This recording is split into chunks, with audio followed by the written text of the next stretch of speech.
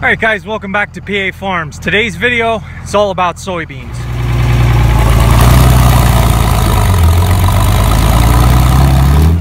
All right guys, I was real excited for this time of the year. This is the time of the year that I like to look at the soybeans. They are starting to go backward. Leaves are starting to turn yellow, and pretty well this time of year, you're going to be at the maximum growth, maximum amount of pods. Everything is pretty well finished as far as the growth stages, other than the final pod development and the dry down, of course. So this is the time of year that I like to look at them. I don't pay much attention to them other than putting the post-emerge on and seeing what happens. I have picked 4 different plants here to show you some differences in the fields, as well as we're going to look at some things here with these soybean plants. So let's get into it here.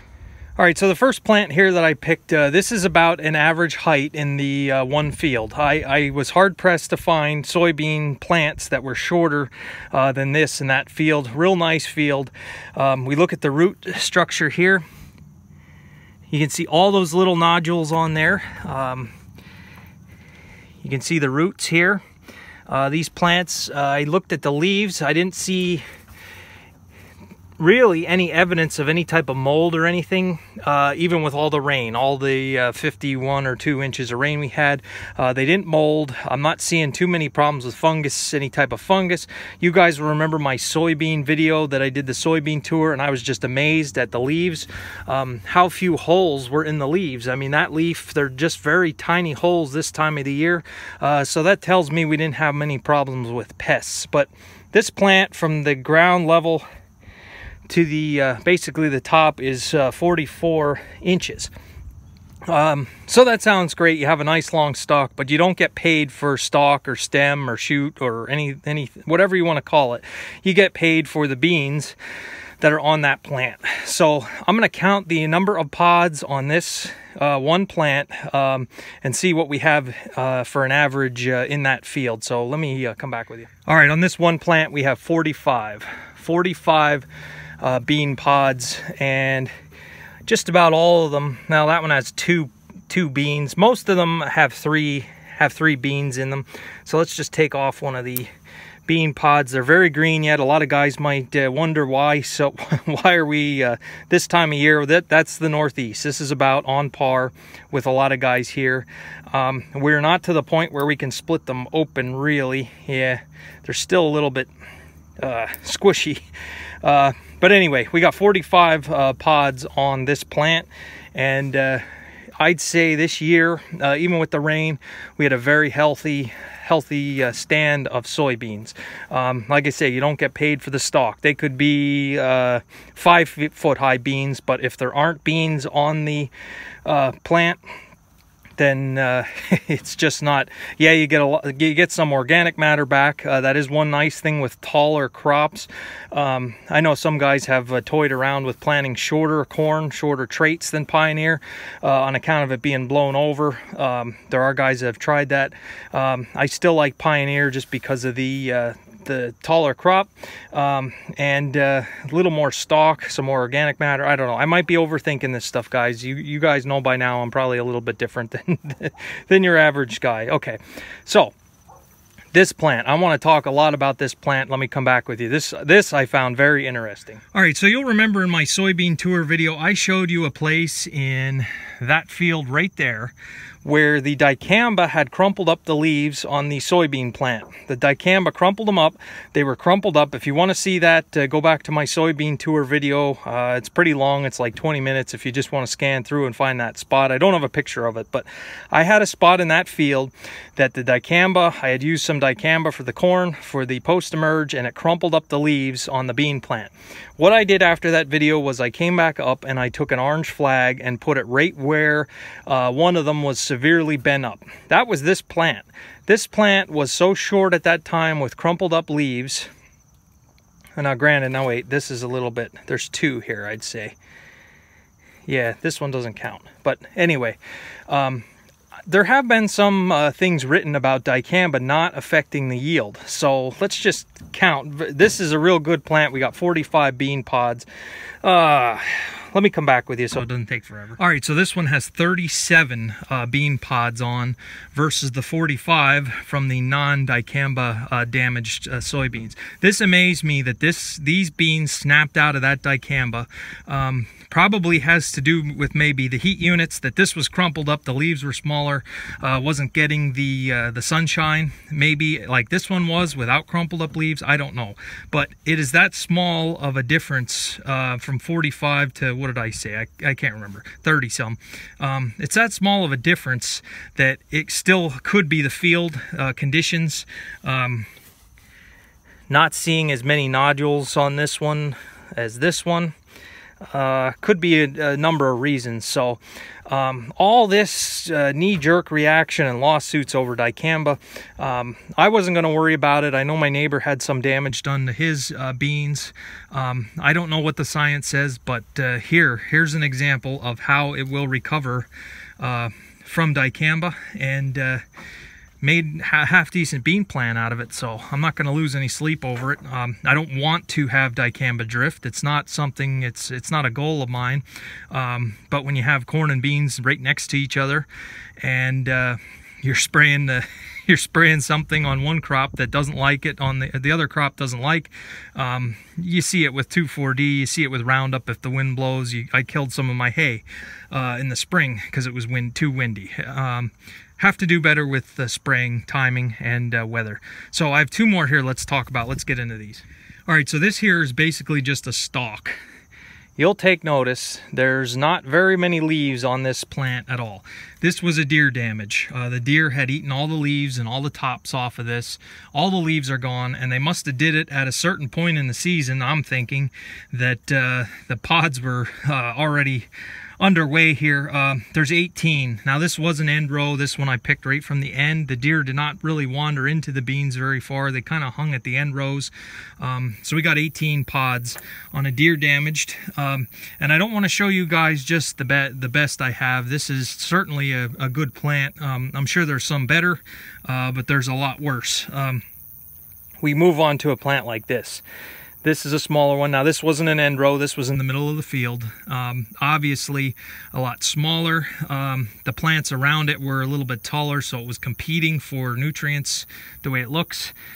Deer damage as well. You see the stems, no leaves.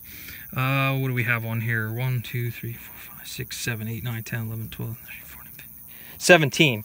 So this small one has 17. This one that had deer damage has 18. I don't know what to say other than the deer will affect it. This one I think was competing with neighboring plants. You can see the soil structure there. So yeah, just a little bit of an interesting test today.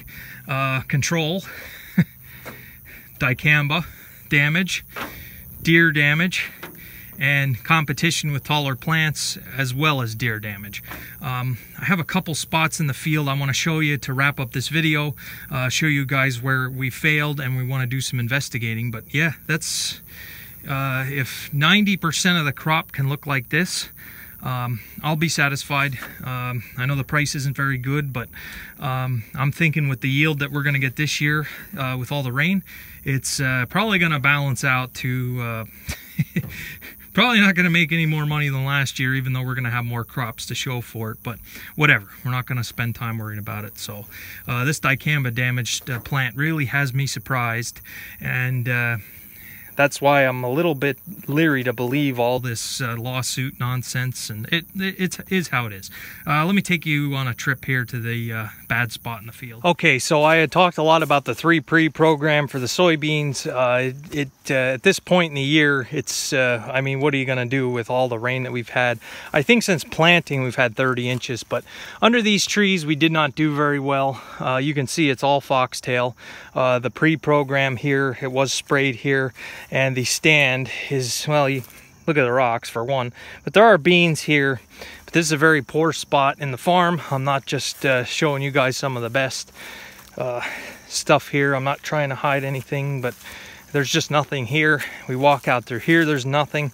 This wasn't deer. This was, I think, a combination of the being under these trees and a combination of a poorer stand. We got some weeds coming up. We may have to do some fall spraying depending on how this looks. In here, this area, they never emerged. Whatever happened, this whole area here, we never had any emergence, spotty emergence. So I came through and threw some wet bales as I was baling that hayfield.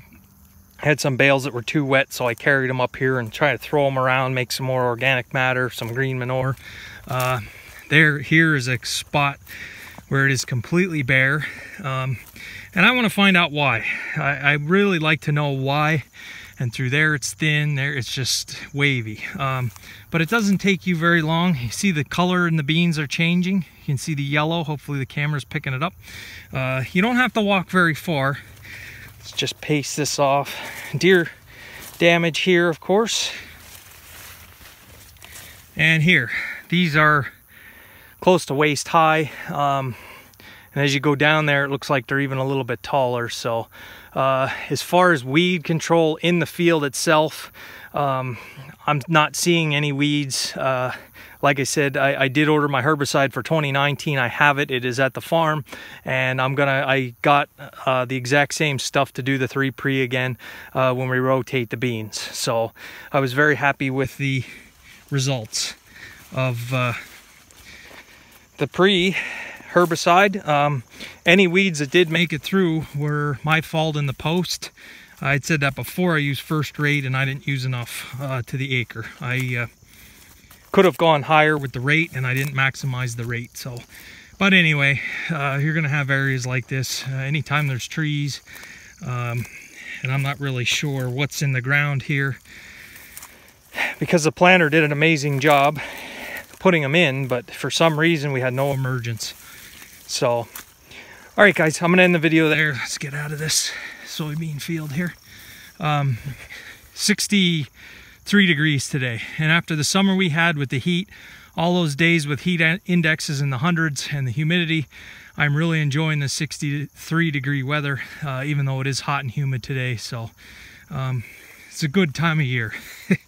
But yeah, we definitely have a weed problem at the edge of this field that needs to be addressed. So, all right guys, stay tuned. We're gonna do some more, it's up to you guys. If you wanna see more crop videos, some scouting videos, I wanna take the shovel out and try to figure out what's going on in some of these bad spots, maybe get some soil tests done and figure out what's going on. We're gonna rotate this for next year. This will all go back into corn. Which is the reason I'm getting 80 tons of lime delivered down in there. This, as far as the ground on this farm, you get down to about that tree line right there, and from that tree line down to the woods, the ground turns very poor. It's just not high producing ground. It's a different type of soil. From those trees up, I see a difference in the soil, and the farm, it goes all the way that way. And all the way out that way, it's not bad. So the pH down in there is about 5%. So we have to cake the lime on down in there if we want to grow any kind of corn. So, all right, this video is long enough. Thanks for watching, guys. I'll come back with you tomorrow.